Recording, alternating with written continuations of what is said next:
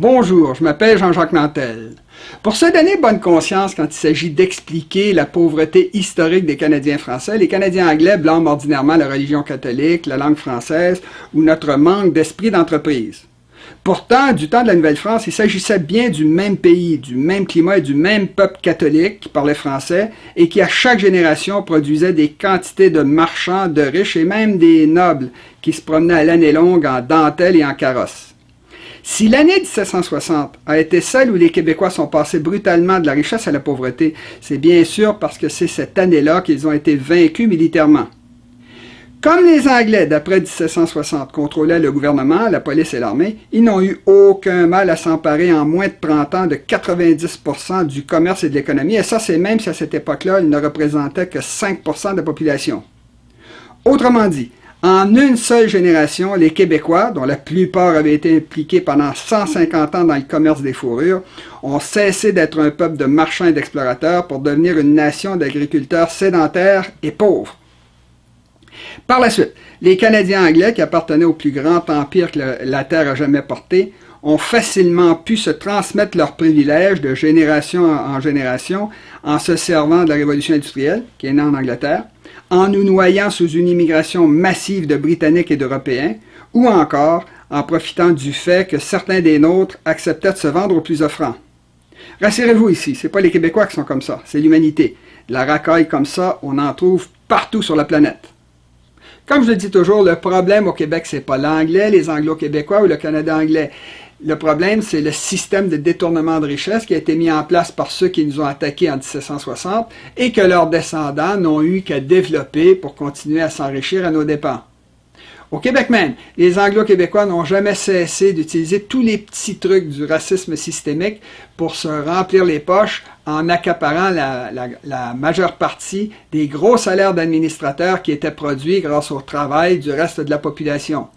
C'est ça, la véritable origine de leur richesse. Leur supposé génie des affaires n'a jamais eu grand-chose à voir avec ça. Maintenant, voyons quelles sont les preuves que le système de discrimination raciale dont je parle existe encore de nos jours. Comme d'habitude, vous pouvez vérifier tout ce que je dis en vous servant de la bibliographie que je vais mettre à la fin de la vidéo. Commençons par dire que les Anglo-Québécois représentent seulement 7,5% de la population de nos jours.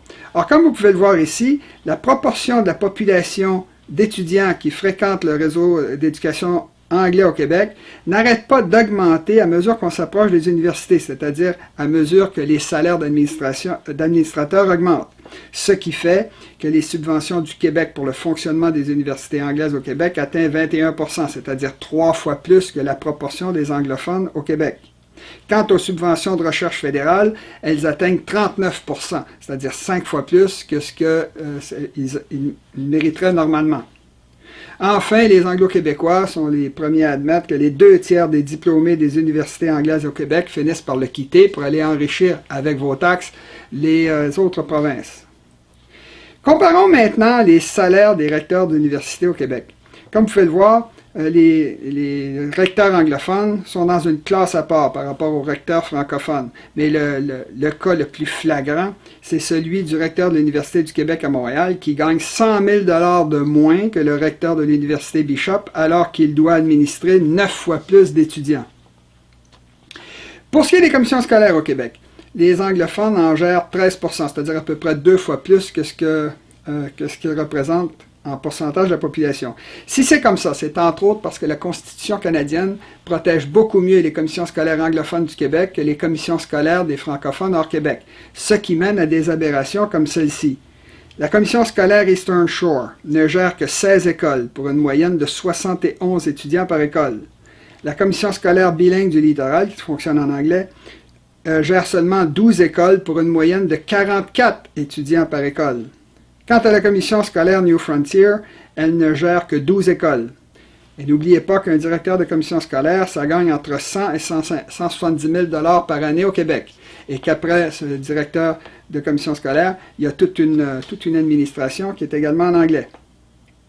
Dans le cas des hôpitaux, l'île de Montréal ne compte que 17% d'anglo-québécois. Et pourtant, il contrôle 54% des hôpitaux sur l'île. Et avec tous les gros salaires que ça implique au niveau de l'administration. Maintenant, parlons des salaires des maires des villes défusionnées sur l'île de Montréal. Des villes qui ont été défusionnées par le Parti libéral du Québec, qui savait pertinemment qu'il recréait une injustice. Regardez ici les noms des 15 maires des villes défusionnées. Ce sont majoritairement des Anglo-Québécois. Or, il faut savoir qu'au Québec, la moyenne des salaires pour un maire, c'est de 21 700 $. Comparez avec les salaires des maires des villes défusionnées, et vous allez voir que ces derniers gagnent de 2 à 3 fois plus qu'un maire moyen. Mais là où ça devient parfaitement flagrant, c'est quand on compare ce que coûte un maire des villes défusionnées par habitant. C'est 2,31 $ par habitant, alors que le maire de Montréal, qui est juste à côté, ne coûte que 9 cents par habitant, c'est-à-dire 25 fois moins par habitant. Maintenant, si on regarde les conseils d'administration des organisations basées et financées par le Québec, vous voyez que ce sont en vaste majorité des anglophones qui contrôlent ces conseils d'administration-là. Maintenant, si on regarde les conseils d'administration des entreprises privées qui sont basées au Québec en 2018, on découvre encore une fois que du côté anglais, ce sont la vaste majorité des administrateurs qui sont des anglo-québécois. Alors que si on compare, il y a des francophones dans les organisations anglaises, je les ai soulignés ici, mais ce qui est beaucoup plus intéressant, c'est de comparer le nombre d'anglophones qui se retrouvent dans les entreprises contrôlées par les francophones. Dans le cas de Bombardier, c'est la moitié environ. Des déséquilibres du même genre existent dans la quasi-totalité des entreprises canadiennes et étrangères qui font des affaires au Québec. Pour vous en assurer, vous n'avez qu'à rentrer dans n'importe quel tour à bureau du centre-ville de Montréal et à aller consulter le tableau qui, près des ascenseurs, donne la liste de toutes les personnes qui occupent chacun des bureaux de cet édifice-là. Pour jouer aux victimes, les Anglo-Québécois disent parfois qu'il n'y a seulement que 1% d'anglophones dans la fonction publique québécoise.